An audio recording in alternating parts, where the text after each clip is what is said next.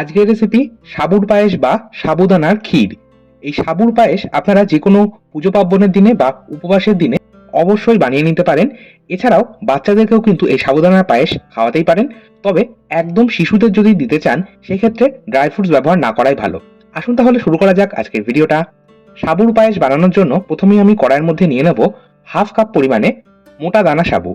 এখানে half cup বলতে measuring কাপের হাফ কাপ, আর আমাদের বাড়িতে থাকা ছোট চায়ের কাপের 1 কাপ। গ্যাসের ফ্লেমটাকে আমি মিডিয়ামে করে নিলাম।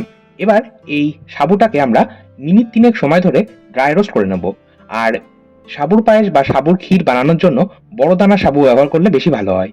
আর সাবু যদি এইভাবে রান্না করার আগে ড্রাই রোস্ট করে নেওয়া হয় তাহলে সাবু খেলে অনেকেরই অনেক রকম শারীরিক অসুবিধা হয়, সেই প্রবলেমগুলো কিন্তু হয় না। গ্যাসের ফ্লেমটাকে আমি এবার বন্ধ করে দিচ্ছি। 3 মিনিট আমি ড্রাই রোস্ট করে নিয়েছি। এবার এরই মধ্যে আমি দিয়ে দেবো জল, আর এটা কিন্তু আমি নর্মাল জল ব্যবহার করছি। কড়াইয়ের হিটেই কিন্তু জলটা গরম হয়ে যাবে। এবার এই গরম জলের মধ্যে আমি সাবুদানাটা 5 মিনিট ভিজিয়ে রাখবো। সাবু কিন্তু আমরা সেদ্ধ করছি না, সাবুটা জাস্ট 5 থেকে 6 মিনিট এই গরম জলের মধ্যেই ভিজিয়ে রাখবো। এতে করে সাবুটা নরম হয়ে যাবে। আর 5 থেকে 6 মিনিট পর আমরা সাবুদানাটা ধুয়ে পরিষ্কার করে নেব। সম্পূর্ণ 5 মিনিট আমি এটা ভিজিয়ে রেখেছিলাম। এবার একটা বড় ছাঁকনির মধ্যে এই সাবুদানাটা আমি ছেঁকে নেব। আর অবশ্যই এবার সাবুদানাটা ধুয়ে নিতে হবে।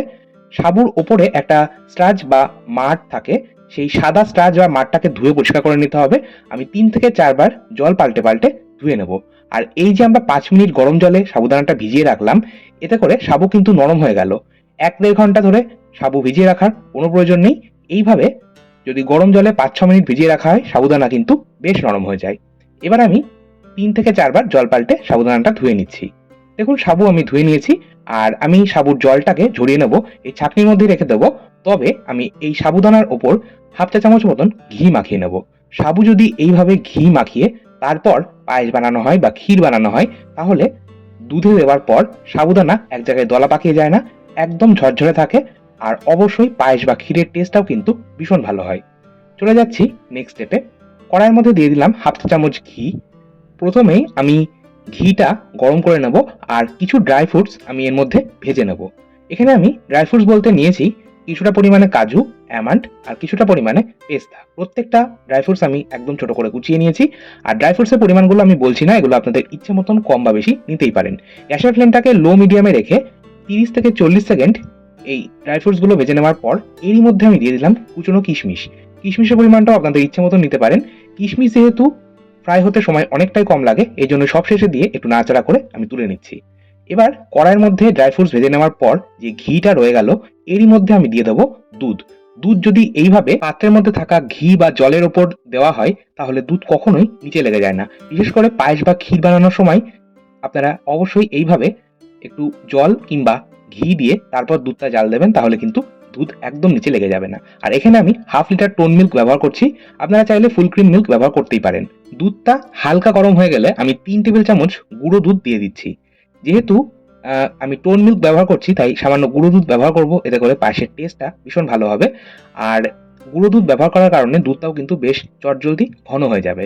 আর দুধ যেহেতু আমার বেশি গরম হয়ে যায়নি তাই আমি হালকা গরম দুধের মধ্যে কড়াইয়ের মধ্যেই দিয়ে দিলাম গুঁড়ো দুধ। আপনাদের যদি দুধ বেশি গরম হয়ে যায়, যদি মনে হয় ঠিক মতন গুঁড়ো দুধ মিশবে না, সেক্ষেত্রে অবশ্যই দুধটা আলাদা পাত্রে তুলে ঠান্ডা করে নেওয়ার পর তারপরেই গুঁড়ো দুধ মেশাবেন। আচ্ছা, এটা আমি একটা বয়েল আসা পর্যন্ত অপেক্ষা করলাম। একটা বয়েল চলে আসলে বা একটা জাল চলে আসলে ফ্লেভারের জন্য 3টে থেতো করে নেওয়া ছোট এলাচ দিয়ে দিচ্ছি। আপনারা যদি ছোট এলাচের গুঁড়ো ব্যবহার করতে চান সেক্ষেত্রে সব শেষে ব্যবহার করতে পারেন। আর আমি সাবুদানাটাও কিন্তু এই পর্যায়ে দিয়ে দিয়েছি। গ্যাসের ফ্লেমটাকে মিডিয়ামে রেখে এটা আমি সেদ্ধ হতে দেবো, মানে সাবুদানাটা সুসেদ্ধ হওয়া পর্যন্ত অপেক্ষা করব। আর সাবুদানা সেদ্ধ হতে ম্যাক্সিমাম 6 থেকে 7 মিনিট সময় লাগবে। সম্পূর্ণ 7 মিনিট পর আমি এবার দেখাচ্ছি। দেখুন সাবুদানা কিন্তু একদম সেদ্ধ হয়ে গেছে। আর সাবুদানা সেদ্ধ হয়ে যাওয়ার পর অনেকটা কাচের বলের মতন দেখতে লাগবে। আপনারা অবশ্যই হাত দিয়ে একবার দেখে নেবেন চেক করে সাবুদানা সেদ্ধ হয়েছে নাকি। সাবুদানা সেদ্ধ হওয়ার আগে কখনোই মিষ্টি ব্যবহার করবেন না। আমি এখানে হাফ কাপ অর্থাৎ 100 গ্রাম পরিমাণে চিনি ব্যবহার করছি। আর চিনিটা অবশ্যই আপনারা আপনাদের স্বাদ মতন ব্যবহার করবেন। আর চিনির পরিবর্তে আপনারা চাইলে এখানে বাতাসা, মিচড়ি কিংবা কনডেন্স মিল্কও কিন্তু ব্যবহার করতে পারেন। 1 পিঞ্চ মতন লবণ দিলাম। খুব সামান্য একটু লবণ ব্যবহার করা হলে যে কোনো মিষ্টি জিনিসের স্বাদটা ব্যালেন্স হয় আর স্বাদটাও কিন্তু আরও বেড়ে যায়। এবার সমস্তটা মিশিয়ে নিলাম। আমি গ্যাসের ফ্লেমটা বন্ধ করে দিচ্ছি। সম্পূর্ণ চিনি মেল্ট হয়ে যাওয়ার পরেই আমি গ্যাসের ফ্লেমটা বন্ধ করেছি। দেখুন পায়েস বা ক্ষীর যেটাই বলেন আমাদের একদম তৈরি। এর থেকে বেশি আর ঘন করব না, কারণ ঠান্ডা হওয়ার পর এটা কিন্তু বেশ জমে যাবে। সবশেষে আমি গ্যাসের ফ্লেম বন্ধ করার পর ড্রাই ফ্রুটস যেটা ভেজে রেখেছিলাম সেটা অর্ধেকটা দিয়ে দিলাম, আর বাকিটা আমি গার্নিশিং এর জন্য রেখে দিচ্ছি। সমস্তটা মিশিয়ে নিচ্ছি আর একটা সার্ভিং বোলের মধ্যে এটা ট্রান্সফার করে নিচ্ছি। আর সম্পূর্ণ ঠান্ডা করে তারপরে আমি পরিবেশন করব। আপনারা অবশ্যই চাইলে গরম গরমও পরিবেশন করতেই পারেন। এবার আমি সম্পূর্ণ ১ ঘন্টা পর দেখাচ্ছি। দেখুন সাবুদানা কিন্তু বেশ ঘন হয়ে গেছে। আমি পরিবেশন করছি। আপনারাও তাহলে বাড়িতে এইভাবে বানান, খান এবং পরিবারের সকলকে খাওয়ান। আর ২ দিন পর শিবরাত্রি, আপনারা অবশ্যই সেই দিন এই পায়েস বানিয়ে নিতে পারেন। আজকের মতো তাহলে এই পর্যন্তই। আবার চলে আসবো নতুন কোনো ভিডিও নিয়ে। ধন্যবাদ।